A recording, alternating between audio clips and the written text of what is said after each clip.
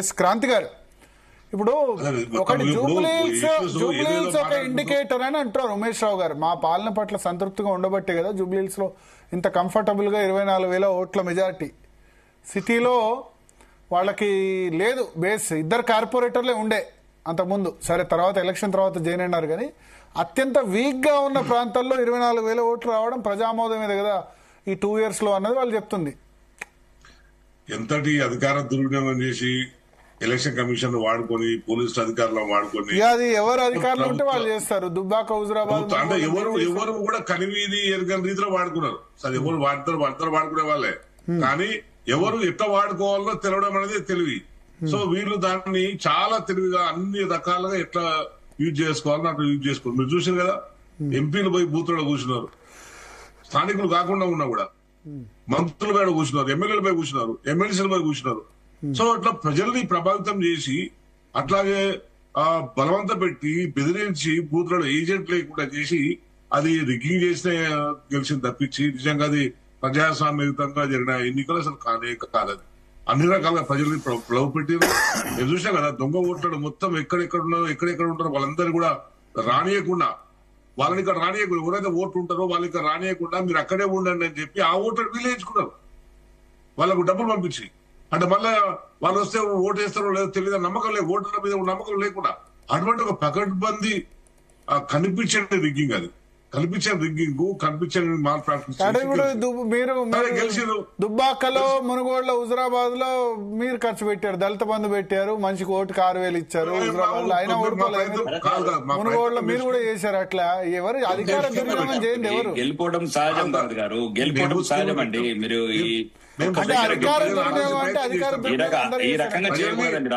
ప్రజల్ని ఆకర్షించే ప్రయత్నం చేస్తాం, ఎందుకంటే మెరుగైన సౌకర్యాలు ఇస్తామని చెప్పే ప్రయత్నం చేస్తాం తప్పించి ఇట్లా ప్రజల్ని మభ్యపెట్టలేము, బెదిరియలేము, బూత్ లో ఉన్న ఏజెంట్లను బెదిరియలేము. రాత్రి ప్రతిపక్ష నాయకుల ఇండ్లకు పోలీసులు పంపించి సాక్షాత్తు ఏసీపీ స్థాయి, డీసీపీ స్థాయి అధికారులే నాయకులను బయట రాకుండా చేశారు. క్రాంతి అన్న గెలుపు ఒప్పుకుంటున్నామే, తప్పు లేదు. ప్రజాస్వామ్యం గెలిచిన అయిపోయింది కదా, గెలిచింది ఒప్పుకుంటున్నాం. గెలిచినంత మాత్రాన మమ్మల్ని అవమానించడం లేదు, మమ్మల్ని అభివృద్ధికి దూరం ఉంచాలని లేదు. మేము గెలిచింది ఒప్పుకుంటున్నాం. ప్రజాస్వామ్యంలో ప్రజల తీర్పే శిరోధార్యం, దాన్ని ఒప్పుకుంటున్నాం. కానీ దాని అర్థం అది కాదు, మాకు అభివృద్ధికి దూరం చేయటము, మమ్మల్ని అవమానించటము, అవినీతి చేయటము, ఇది కాదు కదా. అదే నేను అదే చెప్తున్నాను, గెలిచాం కదా అని చెప్పి అంత బల్తో పోవద్దు అని చెప్పి నేను చెప్తున్నాను. గెలిచాం కదా అని చెప్పి అసలు మేము ఎందుకు గెలిపించారో బహుశా ఆ జూబ్లీహిల్స్ ప్రజలకి దండం పెట్టాలి. ఎందుకంటే ఈ 2 సంవత్సరాల కాలంలో మీరు ఏ మంచి పని చేసారో, హైడ్రాన్ తీసుకొచ్చి హైదరాబాద్ లో ఉన్న ప్రజలను, మామూలు ప్రజల్ని ఆగమాగం చేసిర్రు, కొన్ని లక్షల మందిని నిరాశం చేసిర్రు. అయినా కూడా ఆ ప్రజలు మీ ప్రభుత్వం మీద మరి ఎందుకు విశ్వాసం ప్రకటించారో మేమైతే అది ఇప్పటిదాకా ఇంకా మరి ఎట్లా పోస్ట్ మార్టం చేస్తామో దాన్ని చెప్పలేము సార్. అది వేరే విషయం. ఎన్నికలు మనం మారాలి, ప్రజల్ని ఎప్పుడు అతడు చేయాల్సిన పని ఏంటంటే నువ్వు ఏం చేస్తున్నావు అనేది. ఇప్పుడు ఈ గ్లోబల్ సమ్మిట్ పెట్టినా, ఇంకో సమ్మిట్ పెట్టినా తెలంగాణకు పనికొచ్చే ఇన్వెస్ట్మెంట్ ఏముంటాయి. ఇప్పుడు నేను ఫేస్బుక్ లో అక్కడ ఇక్కడ చూస్తున్నాను, ఈ గ్లోబల్ సమ్మిట్ సంబంధించిన ఇన్పుట్స్ చూస్తుంటే కొన్ని ఫేక్ కంపెనీలు, బోగస్ కంపెనీలు, 2025 అక్టోబర్ లో వేసిన కంపెనీ 10,000 పెట్టుబడితో మొదలైన కంపెనీ ఇప్పుడు 25,000 కోట్లతో అక్కడ అగ్రిమెంట్ చేసుకోవడం రెడీ అవుతుందంట. ఏదో పెట్టారు, మిత్రుడు ఎవరో పెట్టారు. సో ఇటువంటి ఎన్ని డొల్ల కంపెనీలకు జీవం పోయడానికి మీరు ప్రభుత్వం పయనం చేస్తుందో అర్థమవుతుంది అనుకుంటున్నాను. నాకున్న అనుమానం ఏంటంటే ఈ ప్రభుత్వంలో ఉన్న పెద్దలు అందరూ కూడా బలుపుకొని ఏదో మొత్తం ఇన్వెస్ట్మెంట్ల పేరు మీద ప్రభుత్వ భూమిని కొట్టేసే ప్రయత్నం చేస్తున్నామో అనిపిస్తున్నది. అట్లాగే కాంగ్రెస్ పార్టీకి సంబంధించిన కూడా కేంద్ర నాయకత్వం కన్సర్న్ లోనే ఇదంతా నడుస్తున్నది.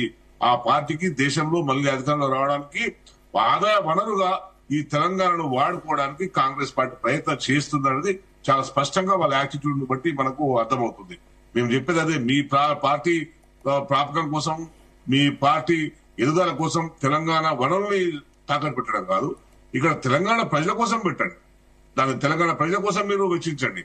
తెలంగాణ ప్రజల జీవన ప్రమాణాలు పెంపుదల ఎట్లా ఉంటాయో దాన్ని మీరు పెంపొందించండి అని చెప్పి మేము చెప్తున్నాం.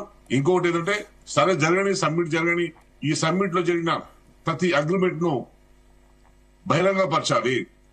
ప్రతి ఎంఓయూను, ప్రతి కంపెనీ డీటెయిల్స్ కూడా బహిరంగ పరిచి అప్పుడు వీళ్ళు ప్రజలకు మేము నిజాయితీగా పనిచేసినాం, మేము నిజాయితీగా చేస్తున్న పనికి మమ్మల్ని ఆకర్షించి, మా ప్రభుత్వాన్ని ఆకర్షించి ఇన్ని వేల కోట్లు, లక్షల కోట్లు వచ్చినాయని మీరు చెప్తే అప్పుడు ప్రజలందరూ అందరం కూడా నమ్మగలుగుతాం.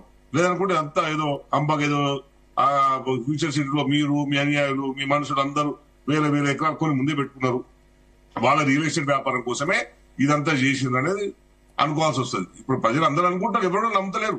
మీరు చేస్తున్నదంతా కూడా మీ ప్రయోజనాలకు ఆశించి, మీ అనుయాయులకు ఆశించి చేస్తున్న తప్పించి వేరే ఉద్దేశం అది లేదు. అందుకే మీరు ఇప్పటికైనా, నేను బీజేపీ నాయకులు కోరుతున్నాను, ఇంత దుర్మార్గమైన పరిస్థితి రాష్ట్రంలో జరుగుతుంటే మరి మీరు బీజేపీ అధినాయకత్వం దృష్టికి ఎందుకు తీసుకోలేకపోతున్నారు? రాకేష్ రెడ్డి గారు చాలా బోల్డ్ మనిషి. తను నేను ఇంత ముందు డిస్కషన్ చూసాను. రాకేష్ రెడ్డి గారు మీరు సిద్దిపేట, సిరిసిల్ల, గజ్వేల్ తప్పేం లేదు. తన బాధపడడం తప్పేం లేదు. అన్ని నియోజకవర్గం సమానంగా తన నియోజకవర్గం అభివృద్ధి చెందాలని కోరుకోవడంలో నేను కూడా అదే ఫీల్ అయినాను. సరే, సాధ్యం కాలేదు, దానికి మీద ఫ్యాక్టర్స్ ఉండొచ్చు. అది సో ఏంటంటే తనతో నిజాయితీగా ఉన్నారు కనుక మీరు కూడా మీ పార్టీ నాయకత్వం మీద, కేంద్ర ప్రభుత్వం మీద ఇక్కడ జరుగుతున్న తప్పిదాలని ఎందుకు లెటర్ రూపంలో పెట్టలేకపోతున్నారు? రాయండి, మీరు కేంద్ర ప్రభుత్వం లెటర్ రాయండి. మీరు క్రాంతన్న, నేను మా అరవింద్ గారు 20 సార్లు వినమన్నా నితిన్ గడ్కరీ దగ్గరికి. మాకు ఆ ప్రభుత్వం ఇప్పుడు అట్లా అన్నా, మా ప్రజల అభివృద్ధి ముఖ్యమన్నా. 2500 కోట్ల సింగ్ టెండర్ అయిపోతున్నాం. ఆర్మూర్ జగిత్యాల 4 లైన్ మేము ఇప్పటికి 10 సార్లు పోయినామన్నా. పాయల్ శంకర్, నేను, మహేశ్వర్ రెడ్డి మేము 10 సార్లు పోయి ఢిల్లీలో రైల్వే మంత్రి గారు. ఒక్క నిమిషం అన్నా, 10 ఏళ్ల నుంచి పెండింగ్ ఉన్నది. డిపిఆర్ అప్రూవల్ చేపించమన్నా. Armoor to Adilabad to Armoor railway line అన్నా. అవి ప్రజలకు నేను రామ్మోహన్ నాయుడు దగ్గరికి వెళ్ళానన్నా మా జక్రాంపేట ఎయిర్పోర్ట్ గురించి. అన్నా ప్రజలకు కనెక్టివిటీ కావాలన్నా, railway connectivity, road connectivity, air connectivity అన్నా. నేను 120 దేశాలు తిరిగానన్నా. నేను దమ్మున్న నాయకుడు కనుక నువ్వు చేయించగలుగుతున్నావే. నేను మొత్తం ఈ ప్రభుత్వం కూడా అన్ని రాష్ట్రంలో కూడా చేయాలని నేను కోరుకుంటున్నా. ఈ ప్రభుత్వం ఫెయిల్ అయింది, ఈ ప్రభుత్వ విధానం కరెక్ట్ లేదని చెప్పి ఈ ప్రభుత్వం చేస్తున్న పనులన్నీ అవినీతి పరమైన అనే విషయాన్ని మీరు కేంద్ర ప్రభుత్వం దృష్టికి తీసుకెళ్ళకపోతున్నారు. మీ బండి సంజయ్ గారు ప్రతిసారి కేటీఆర్ విమర్శిస్తారు, హరీష్ రావు గారు విమర్శిస్తారు తప్పించి ఒక్కసారి కూడా మరి రేవంత్ రెడ్డి గారి విధానాన్ని విమర్శించాడు. రేవంత్ రెడ్డి గారు పొద్దున మాట్లాడితే సాయంత్రానికి ప్రెస్ నోట్ వస్తుంది. Big news, breaking news, Bandi Sanjay ఇట్లా మాట్లాడాడు. అంటే రేవంత్ రెడ్డి గారు ప్రభుత్వం చేస్తున్న ప్రతి దానికి మీ కేంద్ర మంత్రులే ఆమోద ముద్ర వేస్తున్నప్పుడు మీరు ఇంత అద్భుతంగా పాజిటివ్ గా ప్రజల పక్షం మాట్లాడుతున్నప్పుడు మీ మాట్లాడిన దానికి మీకు ఏమన్నా అర్థం ఉంటుందా ప్రజల్లో? మీలాంటి నాయకులు మంచిగా ఉన్నప్పుడు మీ నాయకత్వం కూడా సరిగ్గా ఉండాలి కదా. ఈ విషయాన్ని మీరు చెప్పండి మీ పార్టీకి. అప్పుడు నిజంగానే మీకు కాంగ్రెస్ పార్టీకి ఏం సంబంధం లేదు అనుకోవచ్చు. ఇప్పుడు బండి సంజయ్ మాట్లాడుతున్న మాటలు చూస్తే మాత్రం 100% గా బీజేపీ, కాంగ్రెస్ రెండు కూడా అండర్స్టాండింగ్ తో పోతున్నాయని అర్థమవుతుంది. నేను మీ మాటలు చెప్పండి. ఒకళ్ళేమో బీజేపీ, బీఆర్ఎస్ అండర్స్టాండింగ్ అంటారు, వాళ్ళు కాంగ్రెస్ కాదు. ఎక్కడన్నా మేము కొద్దిమంది బీఆర్ఎస్ తో అండర్స్టాండింగ్, కాంగ్రెస్ తో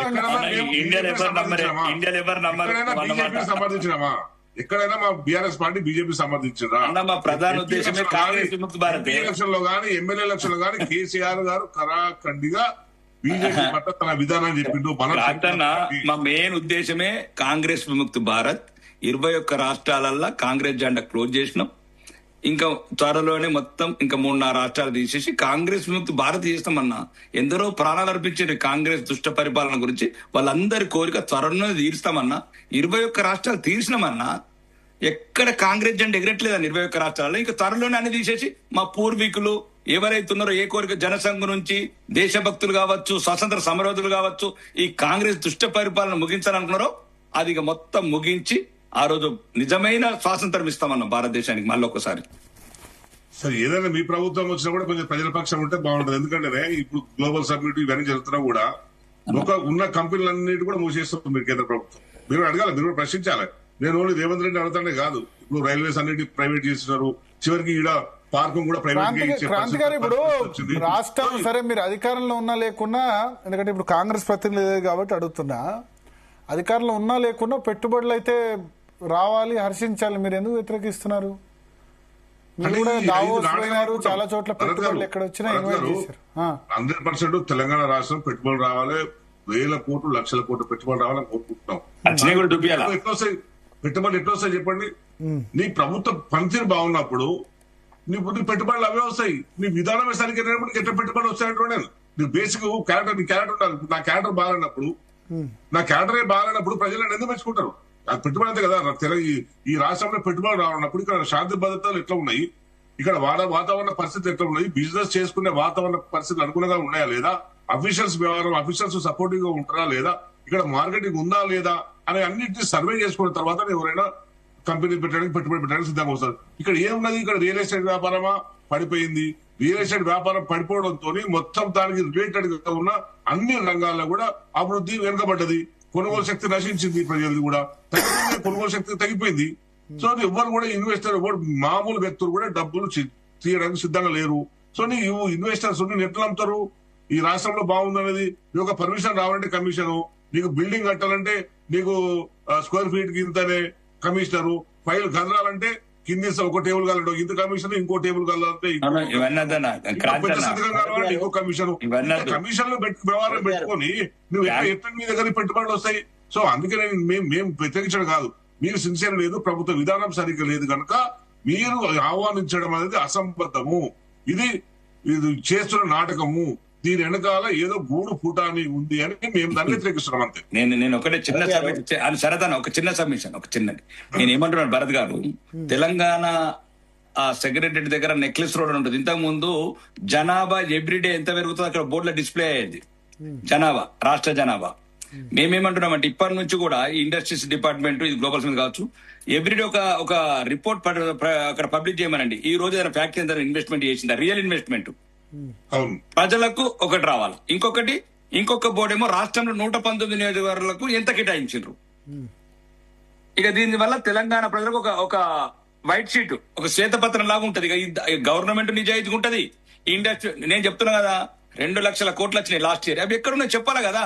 నేను ఎవరైనా సరే, ఏ ప్రభుత్వం, రేపు మా ప్రభుత్వం వచ్చినా సరే, ఏ ప్రభుత్వం వచ్చినా సరే, ఇది ప్రజలకు ఒక ట్రాన్స్పరెంట్ ఉండాలంటే ఇట్లా ప్రజల్ని మోసం చేయకుండా. ఈ ఇన్వెస్ట్మెంట్ ఉద్యోగాల లెక్క అయితే తెలంగాణ జనాభాకు 5 రెట్ల ఉద్యోగాలు ఈ పార్టీకి రావాలని చెప్పి